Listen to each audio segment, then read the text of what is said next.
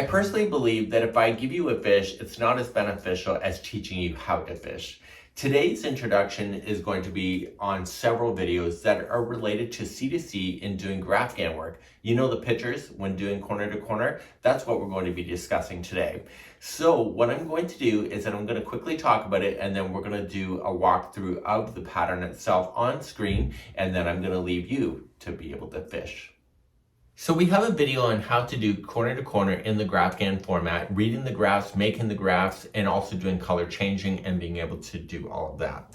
So that video has been around a long time, and I used my friend Sarah from Repeat Crafting Me as an example to be able to do it with a teddy bear. That video is actually widely used, and there's a lot of kudos on it, and I think it's almost the standard when it comes to this.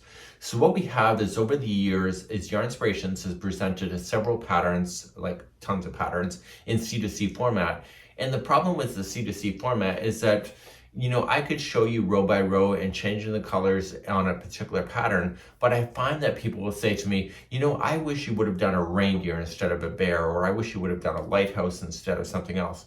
And so for me as a tutorial host, it gets very difficult to be able to comply with those kind of requests, because the fact is that once you understand how to do these graphs or even make these graphs, it's basically up to your own story of what you want to complete. So I'm going to refer to that video in the video description if you would like to access that, because that is where you can learn to fish instead of just eating fish. And therefore, even on Yarn Inspirations, the Crochet Crowd, Repeat Crafting Me, for example, you can find these graphs and basically run to town if this is a concept that is of interest to you. We are seeing more and more pop art when it comes to the corner to corner that you'll see here on our selection. So in the more information of the video, not only is the video on learning how to do this concept also there, but you're going to see a whole whack of other patterns that are available where the graphs are already done for you. So that's really quite exciting. So without further ado, I'm going to talk specifically about the pattern that was showcased in the thumbnail, and we're going to walk through each one of those. And currently on my list I have 22 of those, and so each one of those will be a different video, and this is the same introduction for each. Here we have the Bernat Geofolk C2C Crochet Afghan. Big snowflake in the middle. This is a green background.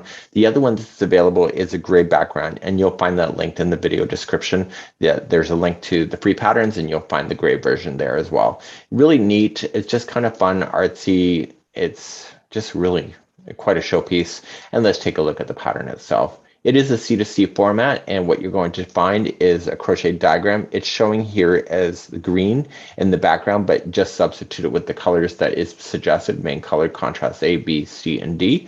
You'll start off in this corner and work your way back and forth, changing the colors when you need to in order to create the design that you see, and you'll end up on this side. So it's a really nice idea, very soft, very cozy, and this is using Bernat blanket yarn, and this is Geofolk C2C Crochet Afghan in green.